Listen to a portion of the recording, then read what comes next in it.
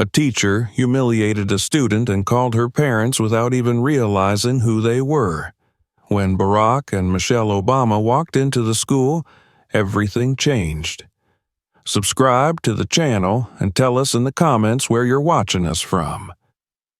The grand iron gates of Ashwood Academy loomed high against the clear morning sky, their ornate curves a symbol of the prestige and exclusivity that defined the school.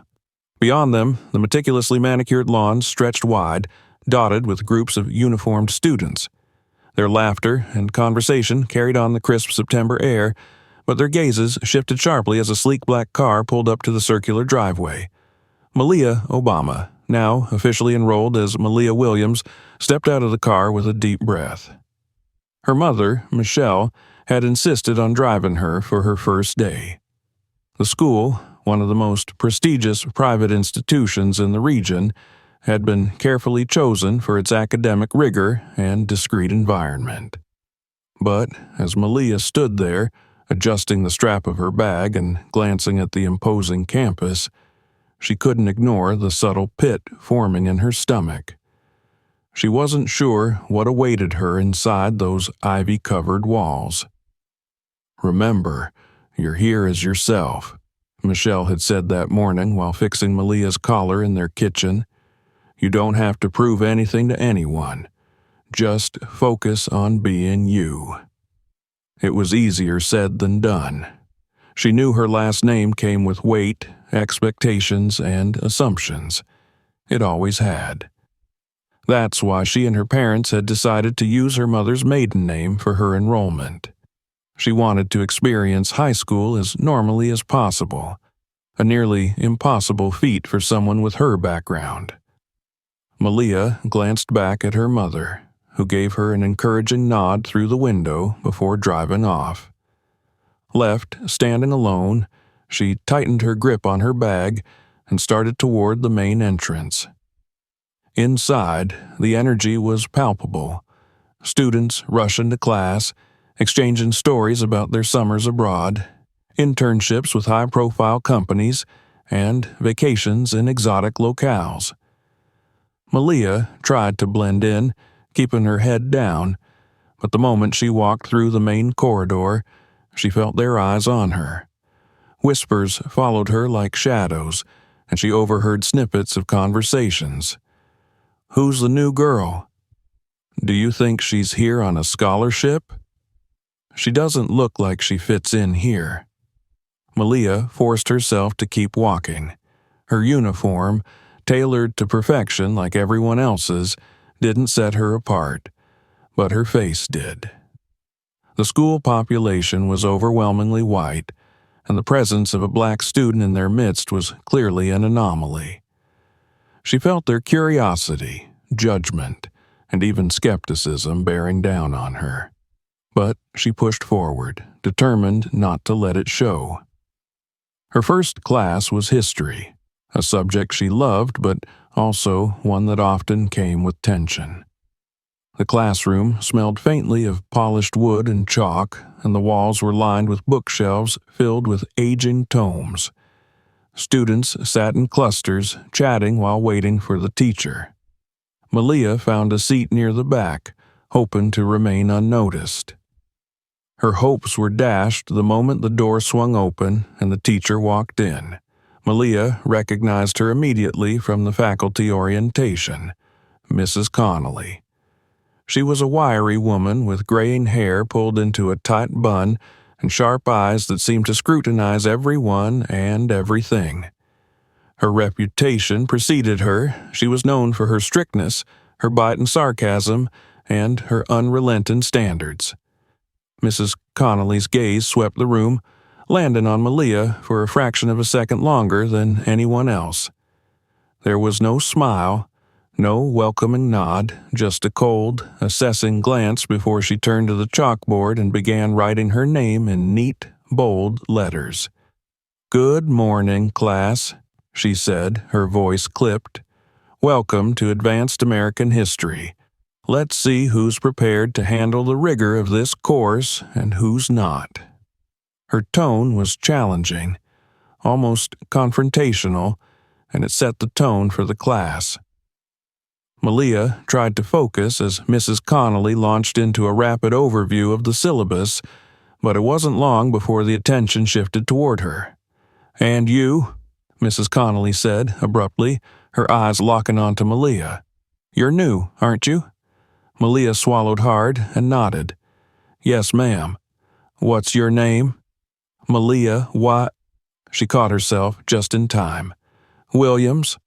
"Williams," Mrs. Connolly repeated, her voice laced with something Malia couldn't quite place.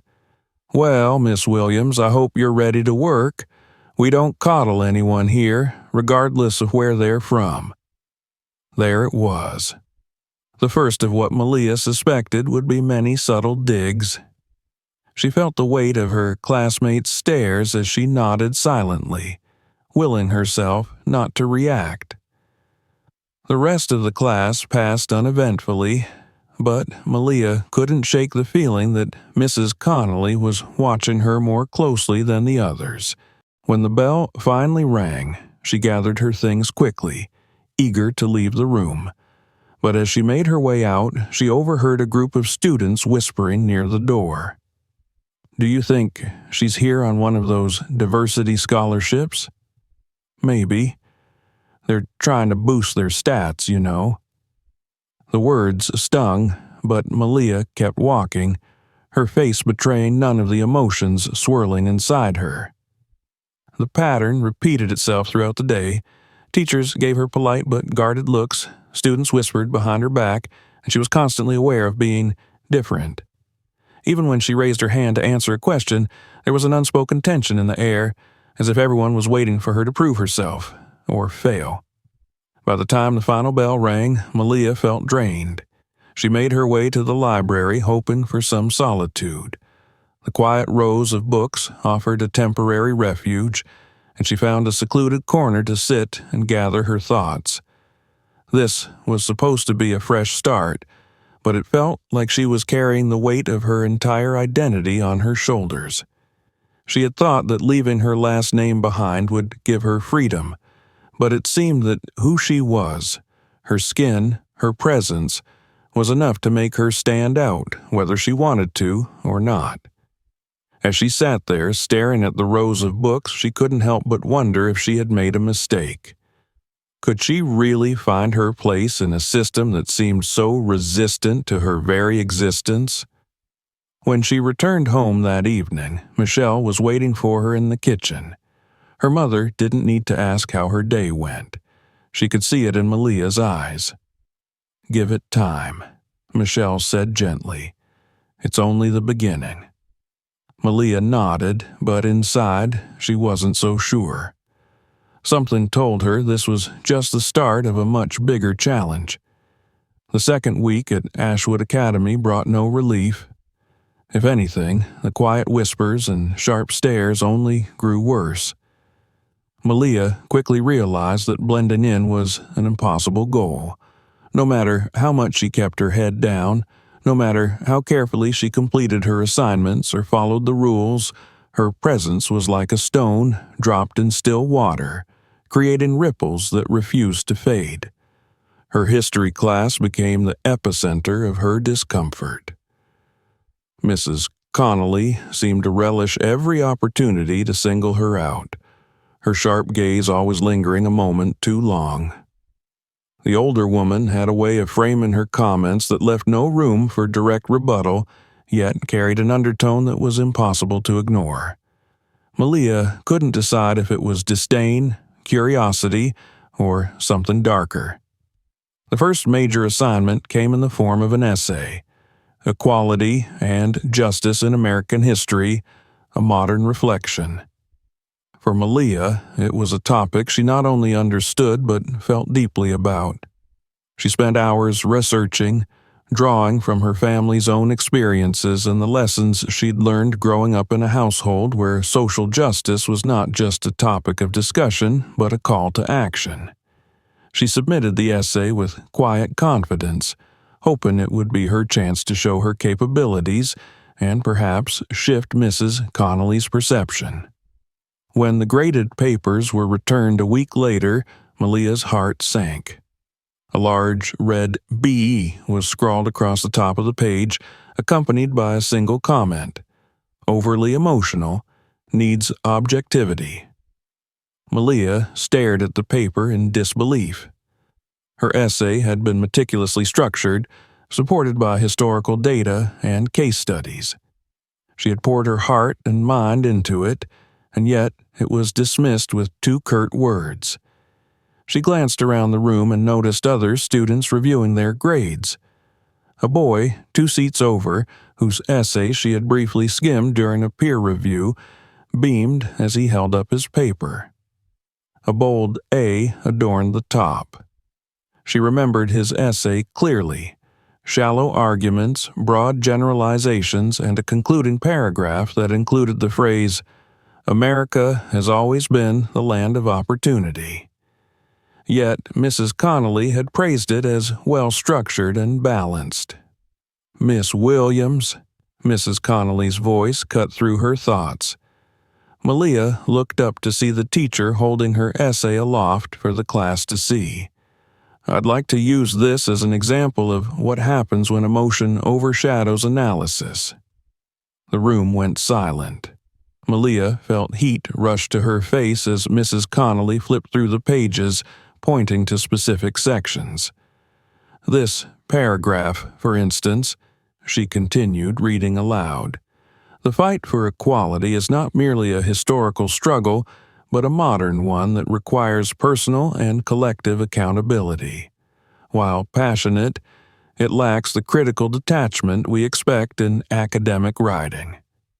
Several students exchanged glances, some smirking. Malia clenched her hands under the desk, her nails digging into her palms. She wanted to defend herself, to argue that passion and critical thinking were not mutually exclusive. But she knew better. Any protest would only make things worse. After class, Malia approached Mrs. Connolly, her essay in hand. She tried to keep her voice steady, though her frustration threatened to spill over. "I don't understand why this was marked down," she said. "I followed the structure, used primary sources, and—" Mrs. Connolly cut her off with a thin smile. "Miss Williams, I'm sure you tried your best, but this is an advanced course, and we expect more than personal anecdotes and emotional appeals. Perhaps you'd benefit from reviewing some of your classmates' work for inspiration." Malia bit her tongue, knowing that anything she said would be twisted against her. She nodded stiffly and walked away, her essay crumpling slightly in her grasp. The humiliation didn't stop there. Over the next few weeks, Mrs. Connolly seemed to go out of her way to highlight Malia's perceived shortcomings. During class discussions, she would interrupt Malia mid-sentence, dismissing her points as irrelevant or off-topic.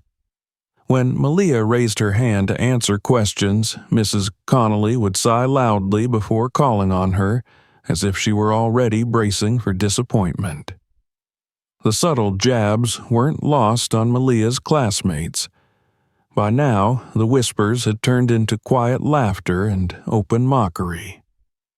One day, as Malia walked down the hallway, she overheard a group of girls talking just loudly enough for her to hear. "She probably got in on one of those diversity quotas," one said, her tone dripping with disdain. "Do you think she even knows how to write a proper essay?" another added. Malia quickened her pace, her heart pounding in her chest. The words clung to her like a second skin, impossible to shake off. She tried to remind herself of what her parents had always taught her. Stay calm, stay focused, prove them wrong through your actions. But the weight of the constant scrutiny was beginning to take its toll. It wasn't just the students. Other teachers seemed to hold her at arm's length as well.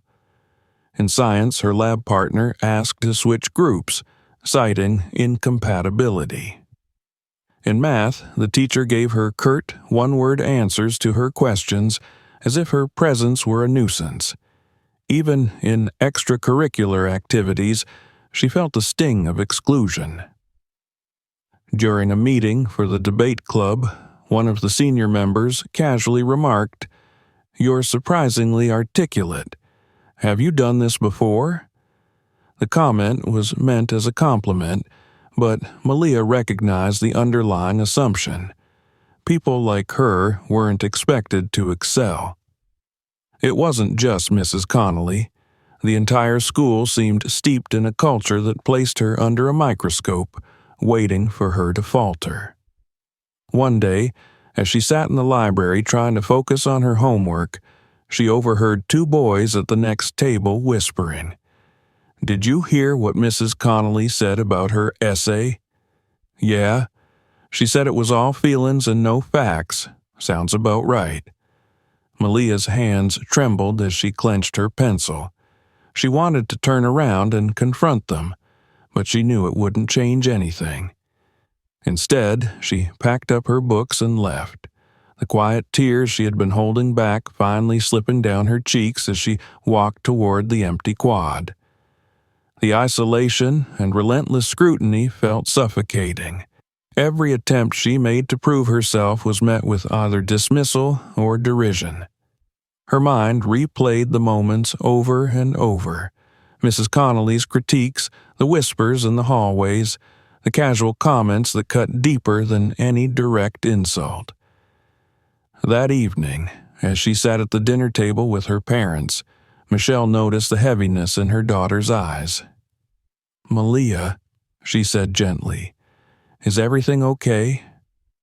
For a moment, Malia considered telling her the truth.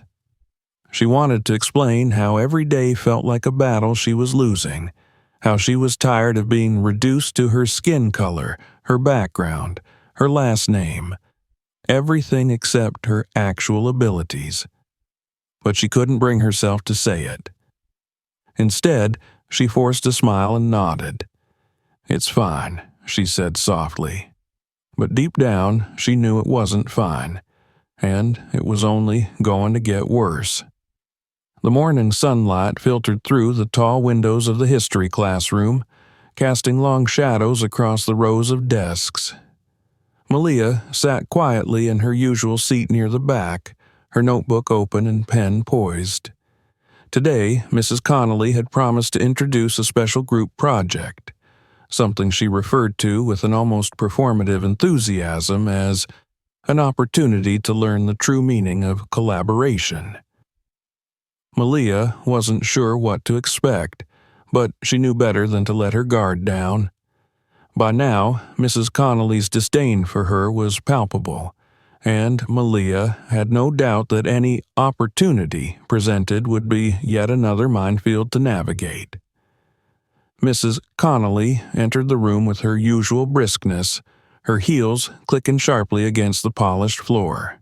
She placed a stack of papers on her desk and turned to the class, her expression neutral, but her tone carrying the sharp edge that Malia had come to dread.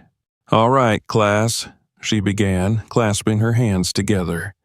"Today, we're starting a group project that will account for a significant portion of your grade this semester. You will work in teams to create a comprehensive presentation on the topic of civil rights movements and their impact on modern society." Malia perked up slightly. The topic was one she felt passionate about, and she hoped this would be a chance to channel her frustrations into something meaningful. But, as Mrs. Connolly began listing the groups, her optimism quickly faded.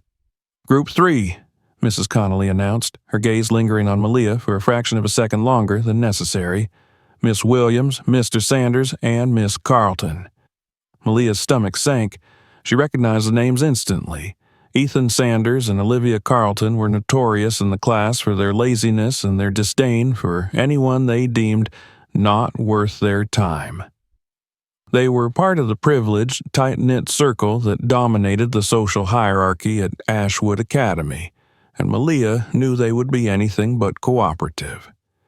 She glanced at Mrs. Connolly, wondering if this pairing was deliberate. The faint smirk tugging at the corners of the teacher's mouth seemed to confirm her suspicions. Ethan and Olivia sauntered over to Malia's desk with the kind of casual arrogance that only years of unchecked entitlement could produce. Ethan dropped into the chair beside her, his lanky frame sprawling out as if the weight of the world rested solely on his shoulders. "Great," he muttered, barely looking at her. "Guess we're stuck together." Olivia, immaculately dressed and exuding an air of practiced indifference, didn't bother to sit. She leaned against the desk, scrolling through her phone as if the entire situation was beneath her notice. "So," Olivia drawled, finally glancing up, "how do we want to divide this? I'm guessing you'll handle most of it?" Malia blinked, caught off guard by the bluntness of the suggestion. "Excuse me?" "You seem capable," Olivia said, her tone laced with condescension. "And honestly, I've got a lot going on with tennis practice and student council. It just makes sense." Ethan nodded in agreement, already pulling out his earbuds. "Yeah, you seem like the type who'd, actually care about this stuff. Just tell us what to say during the presentation." Malia stared at them, her frustration bubbling beneath the surface. She wanted to protest, to demand that they contribute equally, but she knew it would be futile. People like Ethan and Olivia always managed to skate by, and Mrs. Connolly would undoubtedly side with them if things went wrong. "Fine," she said through gritted teeth. "I'll handle it." Ethan gave her a lazy thumbs up before slipping in his earbuds, and Olivia returned to her phone, already disengaged from the conversation. Malia clenched her pen so tightly that her knuckles turned white, forcing herself to focus on the task at hand. Over the next week, Malia threw herself into the project. She spent hours researching key figures and events in the civil rights movement, meticulously organizing her findings into a cohesive narrative. She crafted detailed slides, ensuring that the visuals were both informative and engaging. She even prepared speaking notes for Ethan and Olivia, hoping to salvage at least some semblance of teamwork. But her efforts were met with indifference. Olivia ignored her emails and texts, offering vague excuses about her busy schedule. Ethan, when he bothered to respond at all, sent her half-hearted replies that amounted to nothing. Malia was effectively working alone. The day of the presentation arrived, and Malia sat in the classroom, her heart pounding as she reviewed her notes. Ethan and Olivia strolled in minutes before class began, looking as though they hadn't given the project a second thought. Olivia glanced at the slides on Malia's laptop and nodded approvingly. "Looks good," she said. "You did great." Before Malia could respond, Mrs. Connolly clapped her hands for attention. "All right, Group 3, you're up." Malia stood and made her way to the front of the class, followed by Ethan and Olivia, who barely suppressed their smirks. She began the presentation, her voice steady despite the anger simmering beneath her calm exterior. She outlined the historical significance of key events, highlighted the sacrifices of activists, and connected the past to ongoing struggles for equality. When it was Ethan's turn to speak, he stumbled through the notes Malia had prepared, clearly unfamiliar with the material. Olivia fared no better, delivering her portion with a monotone disinterest that bordered on mockery. Mrs. Connolly's expression remained inscrutable as the group finished and returned to their seats. When the class ended, she called Malia to her desk. "Miss Williams," she began, her tone clipped, "your project was adequate, but I expected more." Malia's heart sank. "More?" "Yes," Mrs. Connolly said, her gaze unwavering. "The content was fine, but the teamwork was lacking. A strong leader would have found a way to bring the group together. Perhaps you should reflect on that." Malia stared at her in disbelief. She had done everything, researched, organized, and presented, and yet she was the one being criticized. Mrs. Connolly's words felt like a deliberate slap, a reminder that no matter how hard she worked, it would never be enough. As Malia left the classroom, she overheard Olivia whispering to Ethan, "I can't believe she still tried so hard.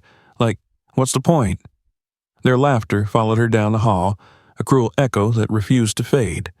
For the first time since starting at Ashwood Academy, Malia felt the weight of her isolation fully settle on her shoulders. No matter what she did, the odds seemed stacked against her, and she was beginning to wonder if she would ever be able to change that. The tension in the air at Ashwood Academy had reached a breaking point. Malia felt it with every passing day, every dismissive glance from Mrs. Connolly, and every mocking whisper that followed her in the hallways. The group project, which she had poured her heart and time into, had ended in public humiliation. Worse still, Mrs. Connolly's criticism of her leadership had only emboldened her classmates to treat her efforts as a joke. Malia began to dread her history class. Each lesson seemed like another opportunity for Mrs. Connolly to target her, whether through subtle jabs or overt condescension. One day, after a particularly heated discussion about Reconstruction and the Civil Rights Movement, Mrs. Connolly called on Malia. "Miss Williams," she said sharply, her tone dripping with mockery, "you seem to have a lot of opinions on this topic. Care to enlighten us with your unique perspective?" Malia hesitated. She knew that no matter how well she articulated her points, Mrs. Connolly would find a way to twist her words. But the silence in the room felt heavy, oppressive. Every pair of eyes was on her, waiting to see if she would rise to the challenge or crumble under the pressure. "I think the Reconstruction era showed how deeply systemic inequality was embedded in society," Malia began cautiously. "And it also—" Mrs. Connolly cut her off with a wave of her hand. Yes, we all know the textbook answer, but I'm asking about your personal insight. Surely someone like you has something more distinctive to say." The emphasis on "someone like you" sent a ripple of murmurs through the class. Malia felt her face flush with anger and humiliation. She opened her mouth to respond, but stopped herself. Nothing she said would change Mrs. Connolly's tone or her classmates' judgmental stares. Instead, she sat down, her hands trembling with suppressed frustration. After class, Mrs. Connolly lingered at her desk, sorting through papers with a smug expression. Malia had barely made it to the door when Mrs. Connolly's voice stopped her. "Miss Williams, a moment, please." Malia turned, her stomach tightening. "I've been observing your behavior in this class," Mrs. Connolly said, folding her hands neatly on her desk. "And I must say, I'm concerned." "Concerned?" Malia repeated, her voice barely above a whisper. "Yes," Mrs. Connolly continued, her tone feigning sympathy. "You seem resistant to constructive feedback, and your performance during the group project was disappointing. I've spoken to Mr. Harper, and we both agree that it might be time to involve your parents." Malia's heart sank. "I don't understand. I've done all the assignments, participated in discussions." "Let me stop you right there," Mrs. Connolly interrupted. "This isn't about ticking boxes. It's about attitude, Miss Williams, a lack of respect for authority, an unwillingness to adapt to the standards of this institution." The words stung, each one more cutting than the last. Malia wanted to argue, to point out the blatant unfairness of the situation, but the look on Mrs. Connolly's face told her it was useless.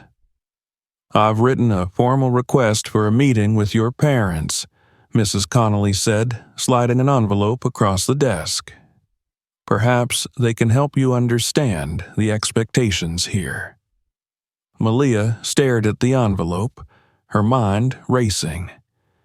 She knew that her parents would support her, but the thought of dragging them into this mess filled her with dread. She didn't want them to see how badly things had spiraled out of control. "Is that all?" she asked quietly. Mrs. Connolly nodded, a faint smirk tugging at her lips. "That will be all." Malia left the room, clutching the envelope tightly in her hand. The whispers followed her down the hallway as usual, but this time they felt louder, more pointed. It was as if the entire school knew about the meeting before it had even happened. When Malia arrived home that evening, she found her mother in the kitchen, chopping vegetables for dinner. Michelle looked up as Malia entered, immediately sensing that something was wrong. "Malia," she said gently, setting down the knife. "What happened?" Malia hesitated.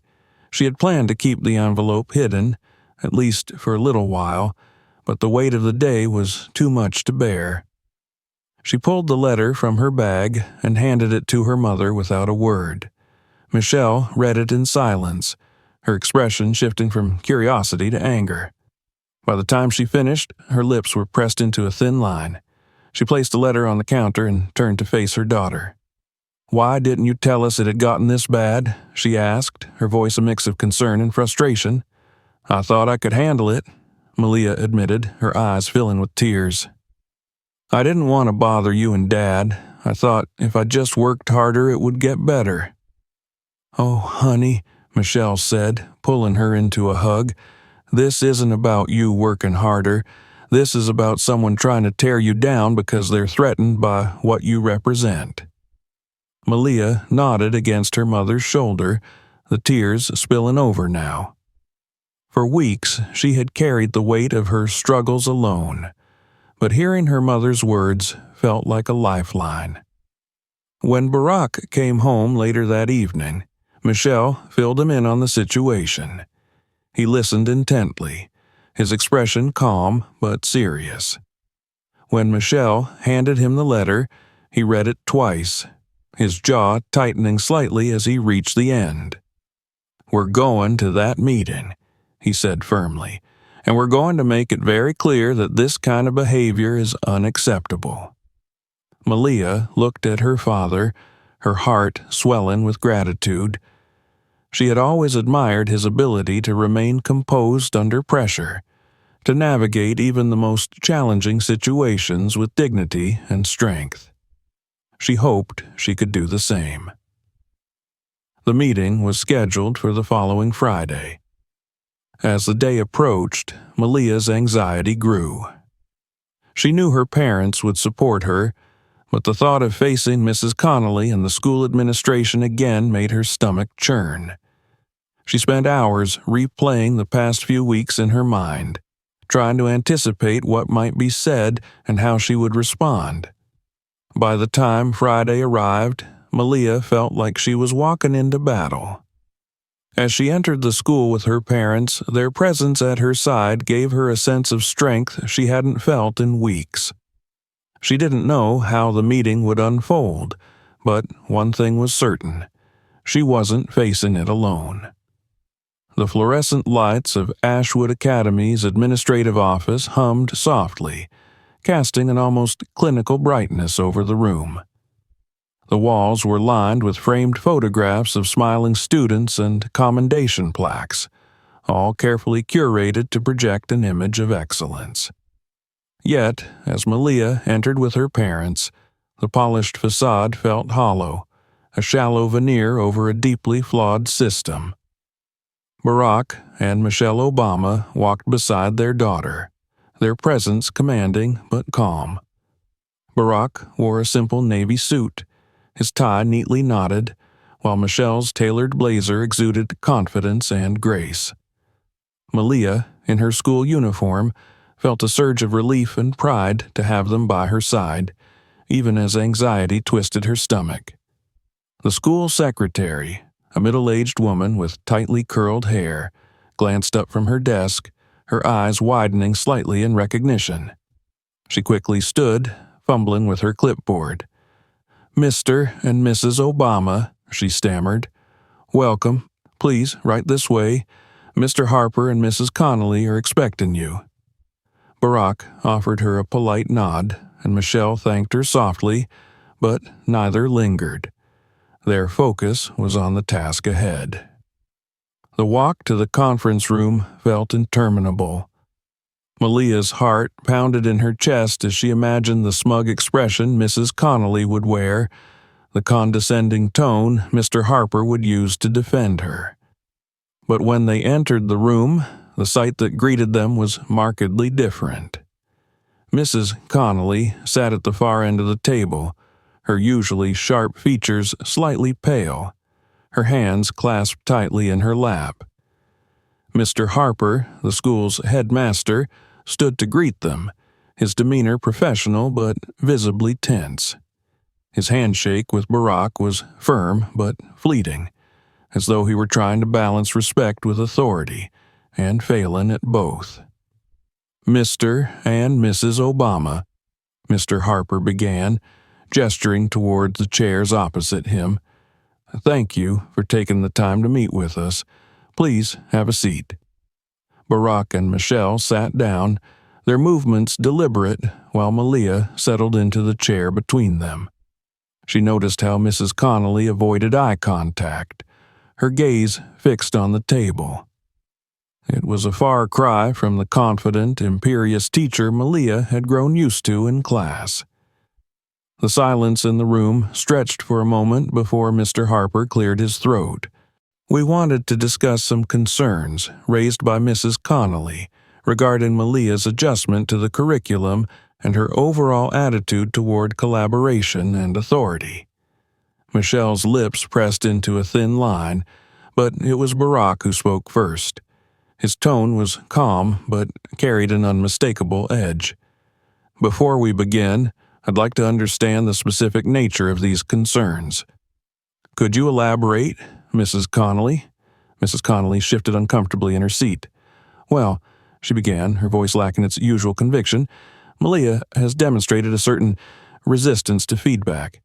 During a recent group project, for example, she failed to effectively lead her team, resulting in a subpar presentation." Malia's jaw tightened, but she stayed silent, letting her parents take the lead. Michelle leaned forward slightly, her eyes fixed on Mrs. Connolly.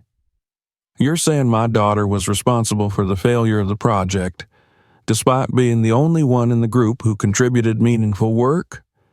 Mrs. Connolly faltered. "It's not just about the work itself, Mrs. Obama. Leadership requires the ability to inspire and motivate others, and I believe Malia struggled in that regard." "And why do you think that is?" Barack interjected, his tone measured. "Do you believe it's because she lacks the skills, or is it possible the environment you fostered in your classroom doesn't support her efforts?" Mrs. Connolly's cheeks flushed. I don't think that's a fair characterization." Barack leaned back in his chair, his gaze steady. "Let's talk about fairness, then. Malia has told us about the comments you've made during class, comments that question her abilities and suggest she doesn't belong here. Would you say that fosters a fair and supportive learning environment?" Mr. Harper cut in, his voice tinged with nervous authority. "I'm sure there's been a misunderstanding. Mrs. Connolly is one of our most respected teachers, and I'm confident she only intends to push her students to excel." Michelle's sharp gaze turned to the headmaster. Pushing students to excel is one thing. Undermining their confidence and treating them as though they're less capable because of preconceived biases is another. Which one are we talking about here? The room fell silent.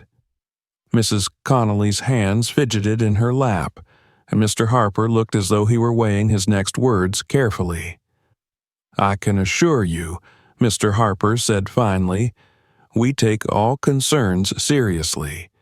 If there's been any miscommunication or misunderstanding, we're committed to addressing it." Barack raised an eyebrow. "A misunderstanding?" My daughter has been singled out, criticized unfairly, and humiliated in front of her peers. Are you suggesting she misunderstood that? Mrs. Connolly's voice broke in, defensive and brittle. I only meant to challenge her, to help her grow. And does that challenge extend to every student in your class? Barack asked pointedly. Or is it reserved for the ones you've already decided aren't worthy of being here? Malia felt a surge of gratitude as she watched her parents dismantle the weak defenses being put forth.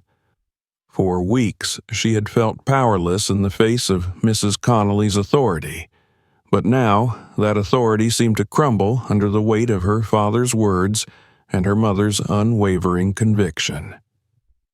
Mr. Harper, sensing the shift in the room, raised his hands in a placating gesture. Let's not lose sight of the fact that we all want what's best for Malia. Michelle's voice was calm but firm.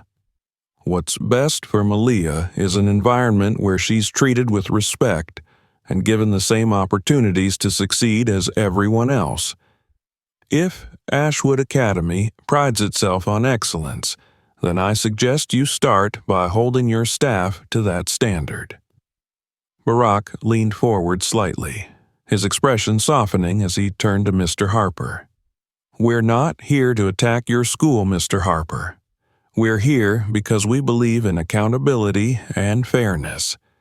What happens next will set the tone for how Ashwood handles situations like this, not just for Malia, but for every student who might face similar treatment. Mr. Harper nodded, his face taut with understanding. You have my word that we'll conduct a thorough review of this situation and take appropriate action. Barack's gaze didn't waver. We'll hold you to that. The meeting ended with a promise of follow-up and a commitment to change. But Malia couldn't shake the feeling that the battle wasn't over. As they walked out of the office, her parents flanking her on either side, she felt a renewed sense of strength. Her parents had defended her with grace and power, but she knew it was up to her to continue standing tall. In the car ride home, Michelle reached over and squeezed Malia's hand. You don't have to carry this alone, she said softly. Malia nodded, her resolve hardening. She wouldn't let this experience define her, but she also wouldn't forget it. Something had to change, not just for her, but for every student who faced similar struggles, and she was determined to be part of that change. The days following the meeting felt surreal to Malia. The atmosphere at Ashwood Academy, once oppressive and isolating, had shifted subtly but unmistakably. She could see it in the way her classmates avoided eye contact, their whispered conversations abruptly ending whenever she walked by. She could feel it in the stifled tension of her history class, where Mrs. Connolly's sharp tongue had grown noticeably quieter. The meeting with her parents had sent ripples through the school, and everyone seemed to know that something significant had happened. The first visible consequence came 3 days after the meeting. Mrs. Connolly was absent from class, replaced by a substitute teacher who appeared nervous but pleasant. When Malia asked the substitute if Mrs. Connolly would be returning soon, the woman hesitated before replying vaguely, "She's taken some personal time." The truth emerged later that day when one of Malia's classmates whispered to her in the library. "Did you hear? Connolly's been suspended. Something about an investigation." Malia's heart skipped a beat. Suspended? She hadn't expected such a swift response.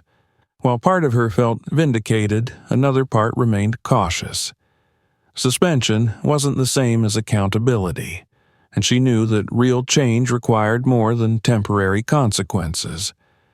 As the days turned into weeks, the details of the investigation began to surface.